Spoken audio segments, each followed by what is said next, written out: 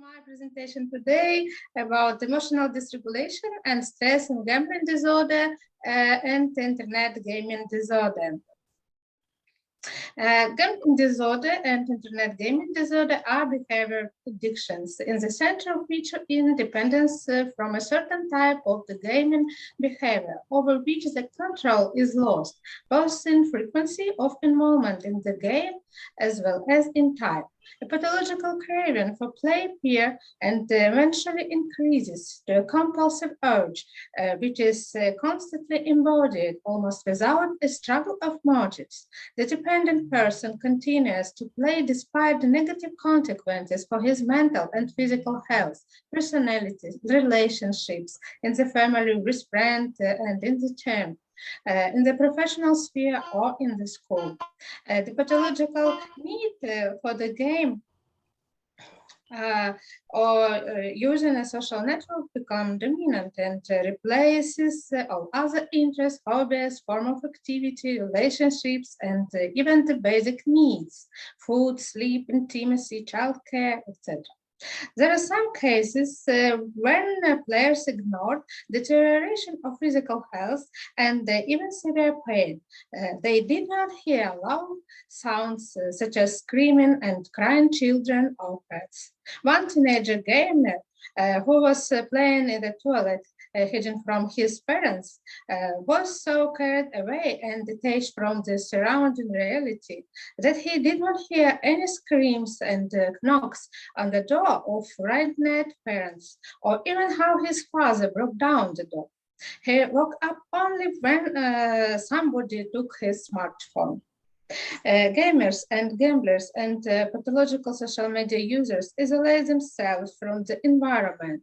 Their relationships with family, friends, and work colleagues become conflicted, shallow, and consuming. Here's how one 24 years old gambler described it.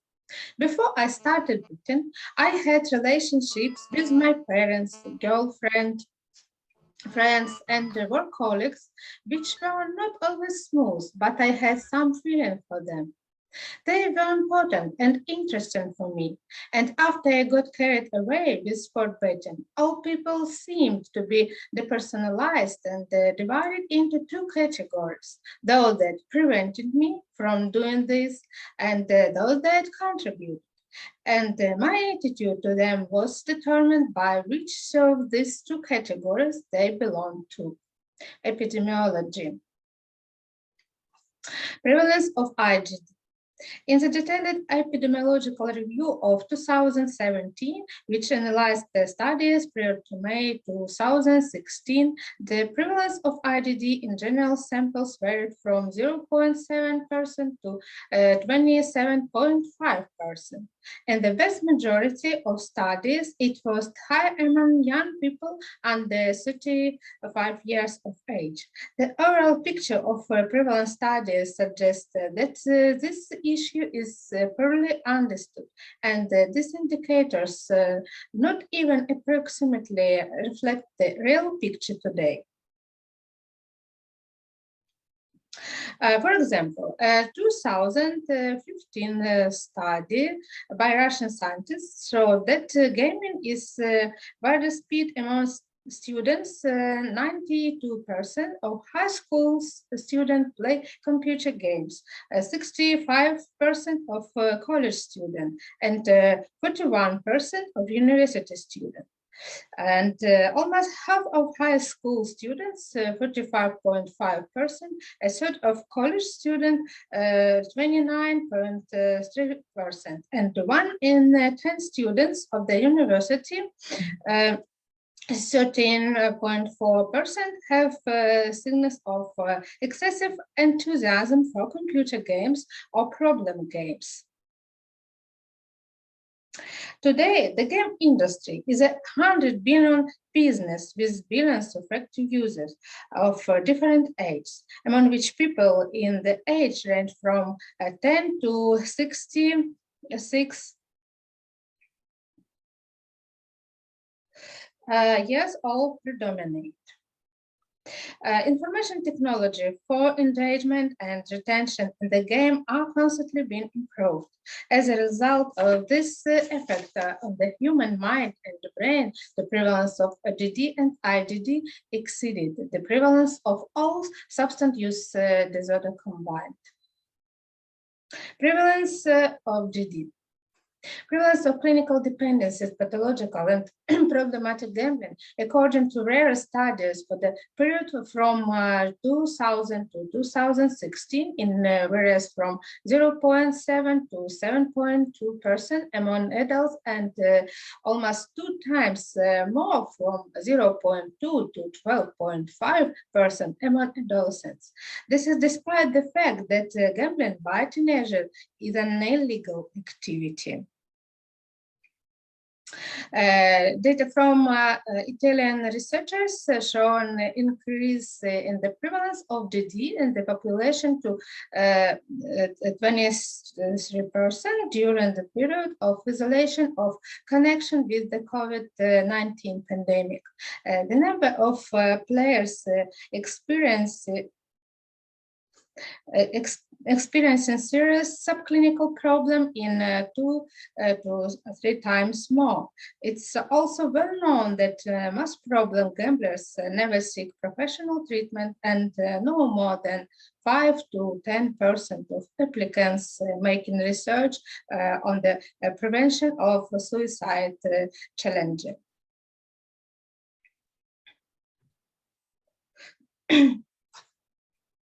In general, game addiction leads to various and sometimes very serious negative consequences for mental and physical health, personality, relationships in the family, with friends, work colleagues, for professional activities and education, up to complete social maltreatment, suicide, and spiritual and moral degradation for the individual.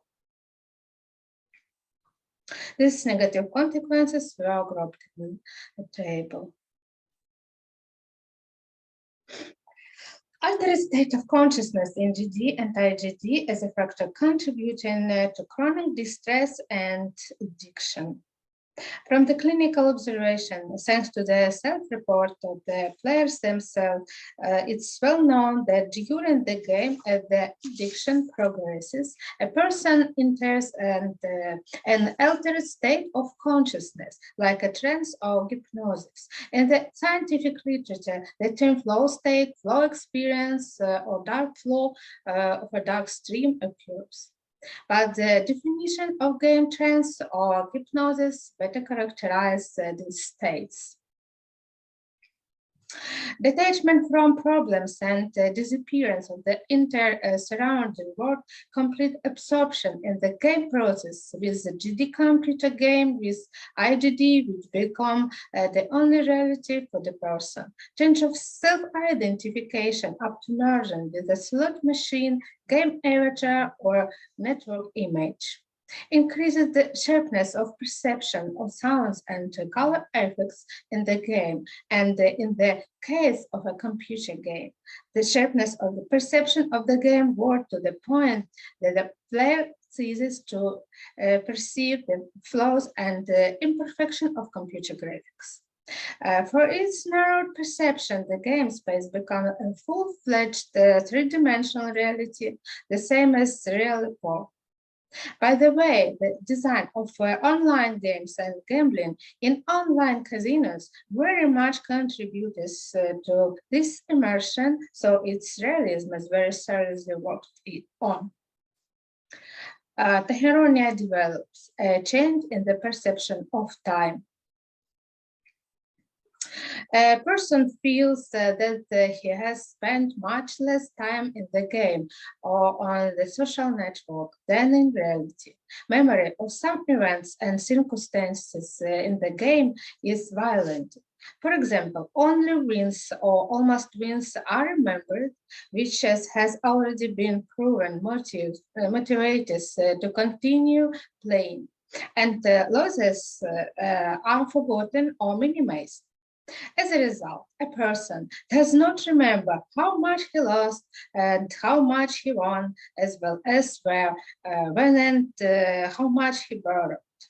Memory is also erased for behavior in the game, especially for episodes of aggressive behavior toward family members, when they tried to interfere or stop participation in the game or communication in the social network.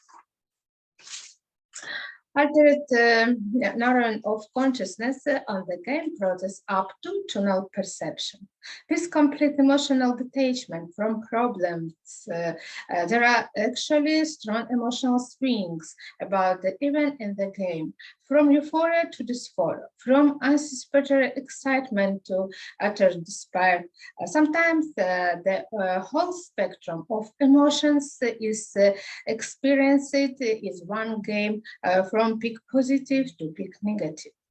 For example, excitement at the peak emotional state of excitement is set by the degree of risk. That is, the higher the better, the greater the degree of excitement.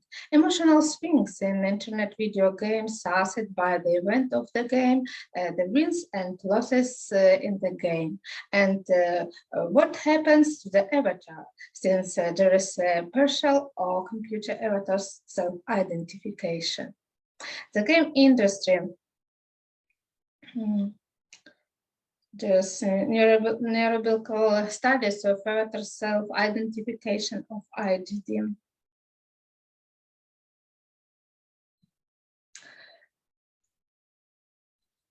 The game industry is an industry of states, and the altered state of consciousness or dark flow is intentionally caused by game technologies that literally hypnosis the player. A rapport is established between game and information technology and human consciousness. Dark flow state itself is the effect of detachment from life's problem and from negative emotional experiences about them, with the subsequent stimulating and euphoric effect or immersive pleasure. Can be very desirable for the addicted person and increase the attraction to the game and therefore the development of addiction. After turning from this illusionary free state, problem return, new depths and difficulties added, and with them stress, anxiety, and depression. Emotional dysregulation and stress and anxiety. Many people, both children, teenagers, and adults, begin to get involved in gambling or internet videos, games in order to relax, disconnect from problems or from hard work, and thus improve their emotional state. As the players say themselves, remove stress. Of course, they do not go away from the problem into the game, but switch their attention from thoughts about problems and emotional experiences about this mental assessment and conclusions about life circumstances. All their problems are made largely by the work of the mind, nothing else. But instead of looking for solutions, changing themselves, changing the situation, as we say, growing up, developing, taking responsibility, making efforts, a person is immersed in virtual reality on the world of gambling. From one illusion with negative image, thoughts, and emotion created in one's own mind, a person goes to another created by information technology. The primary psychotropic effect of this switch associated with detachment from negative thoughts disappear quite quickly. The game itself is an emotional stress. Participation in the game is accompanied by a strong excitement, like the action of stimulants, contrasting emotion that resemble swings of a pendulum. From extreme euphoria to all sorts of negative emotions. A constant game at the level of problematic and pathologic is a distress that is caused not only by events in the games, but also by their negative consequences.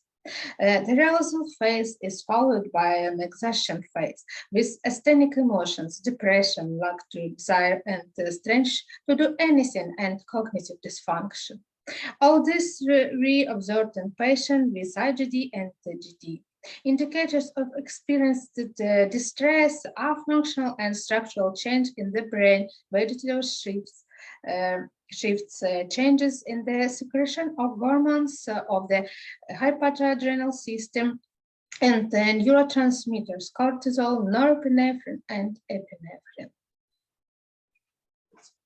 Morphometric and functional neurobiological studies on patients with IGD determined the dysfunction of the right dorsomedial prefrontal cortex, the bilateral inferior lobe, and the orbitofrontal cortex, the right amygdala, and the left fusiform sulcus.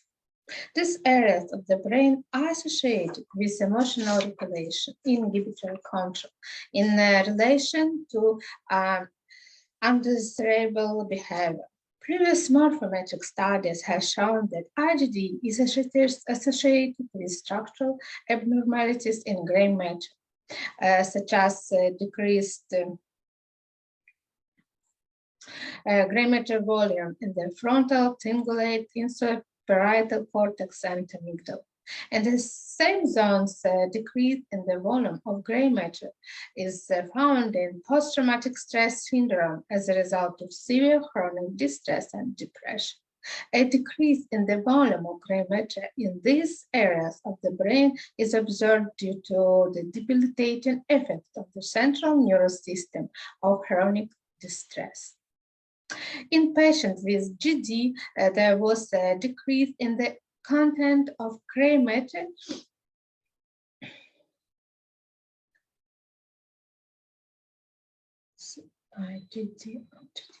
and patients with GD, there was decrease in the content of gray matter in similar areas of the brain according to the result of morphometric studies. In structural MRL studies, significant decrease was found in the orbitofrontal cortex, in the anterior cingulate cortex, in the amygdala and hippocampus. A decrease in white matter density in studies using diffusion tensor imaging was observed in cortical limbic tracts. All these structural changes in the brain associated with emotional dysregulation and appear in part as a result of constant severe emotional distress during gambling. Changes in the level of neurotransmitter and vegetative stress indicators. The fact that gamblers and internet gamers experience stress during the game problem and pathological players experience emotional distress can be confirmed by the result of studies of the sympathetic adrenal system and the hypothalamic pituitary adrenal axis, HP axis. There is a high activation of the sympathogenic system and the HP axis, both in GD and IGD during the game, before and after the game. What is shown in the increase in heart rate, increased blood pressure, and increase in skin conductance level. Increased levels of cortisol, norepinephrine, and epinephrine was during gaming session and the day before in anticipation of the game. As we know, these hormones and neurotransmitters cause psychological and mental arousal and affect the peripheral and central nervous system. Also, cortisol levels increased both during the game and for a long time with a problem game. This increase was similar to increase in cortisol levels in people who were exposed to acute stress factors. This arousal, in addition to the stimulating effect of dopamine, which is the main neurotransmitter of the nervous system, and the level of which also increases significantly during the game, is very attractive to players and can contribute to addiction. Outside the game levels of dopamine, cortisol, norepinephrine, epinephrine with GD and IgD gets down to the normal levels or even much lower of the normal level, depending on the severity of clinical manifestations. This result are an indicator of the change of the excitement phase to the exertion phase. There are works thought that they are very few that demonstrate how over time, with increasing severity of symptoms, blunted the stress response and reduced cortisol level during the game, as well as on the plane incentives smooth curve of measurements of the daily cortisol. This indicates the severity of the disease, astenodepressive phase, and the deep exertion of the central nervous system as a result of chronic distress. This dynamic change in stress response is associated with severe consequences for mental health. Changes in the level of neurotransmitters in the brain were measured using positron emission tomography, as well as by measuring levels of norepinephrine, monoamine, metabolites, and peptides in cerebrospinal fluid, plasma, and urine. As a result of the above-mentioned neurobiological and clinical changes create a condition for the development of comorbid psychopathology or increasing the severity of symptoms of already present mental disorder.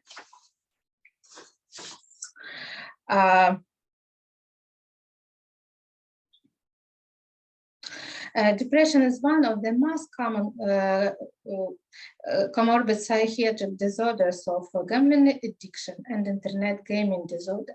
It's diagnosed in 23.1 to 41.3% of patients with GD. Patients with GD, there is a high suicide risk in 25.6 to 40.21%. In HD 1.4%, there are suicidal thoughts, between 29.6 to 29.2%, of course, having a permanent obsessive nature, 6.9 to 30.2% commit suicide attempts. Suicide is the main cause of death. 31% in this category of patients, and is twice as high as death from cancer, 16%, and cardiovascular disease, 12%. Overall suicide deaths are 15.1 times higher among those with a gambling disorder in the age range 20 to 74 and 19.3 times higher in the age range 20 to 49 than in the general population. Cross-sectional studies have demonstrated a significant and positive association between IGD and depression and anxiety disorder. Participants with IGD, both adolescents and adults, showed significantly high level of deliberate self-harm and suicidal behavior compared to healthy controls. They conducted meta-analysis and reviews of internet addiction studies, which included IGD, revealed a high degree of correlation with depression in 75 to 89% of studies. A large-scale nationwide cross-sectional study of 11,356 school-based adolescent students in 11 European countries, the prevalence of pathological internet use and it's associated with comorbid psychopathology and social behavior among adolescents found that. In the adaptive internet using group, results showed that the prevalence of moderate to severe depression and anxiety was 5% respectively. In the maladaptive internet using group, 70.8% 1% were identified with moderate to severe depression and 16.4% with moderate to severe anxiety. In the pathological internet using group, 63.5% reported moderate to severe depression and 27.6% reported moderate to severe anxiety.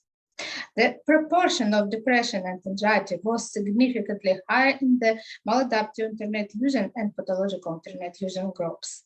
The prevalence of borderline and severe emotional symptoms was 10.8% for adaptive users, 23.7% for maladaptive users, and 32% for pathological users. The prevalence of self-destructive behavior was 4.5% among adaptive users, 12.2% among maladaptive users, and 22.2% among pathological users. A similar pattern was observed for the prevalence of suicidal ideation, 12.7%, 31.9%, 42.3%, and suicide attempts 0.3%, 1.1%, 3.1%. This result indicates that the prevalence of self-destructive behavior was almost 3 times higher among maladaptive users and almost 5 times high among pathological users compared to adaptive users. The proportion of suicidal ideas was 2.5 times higher among maladaptive users and 3 times higher among pathological users compared to adaptive users. While suicide attempts were almost 4 times higher among maladaptive users and 10 times higher among pathological users compared to adaptive users. What do we see as a result? The severity of the severity of the comorbid psychopathology increases several times as the symptoms of addiction itself become more severe.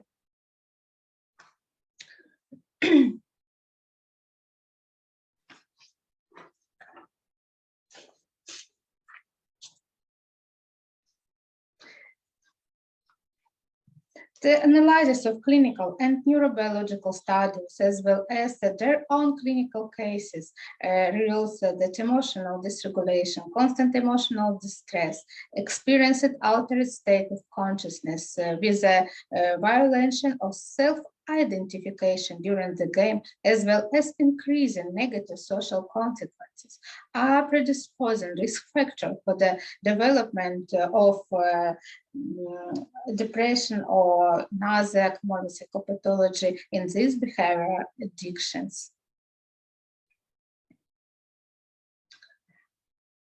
As for the time sequence, few longitudinal studies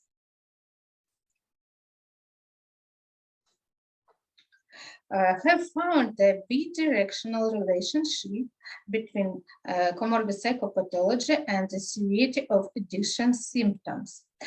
Based on all the results obtained, we can conclude that dependent player can become both initially mentally healthy people and those who have already experienced subclinical and clinical manifestation of depression, anxiety disorder, or another comorbid psychopathology. In the first case, the depression, the comorbid psychopathology was in the process of aggravating the symptoms of addiction, and in the second, the comorbid psychopathology symptoms increased and worsened. But when healthy life activity was restored, the severity of symptoms of comorbid psychopathology also decreased. This study also shows that information game technologies are the main risk factor for the development of both addiction and comorbid psychopathology, such as depression up to suicidal behavior. Thank you for your attention.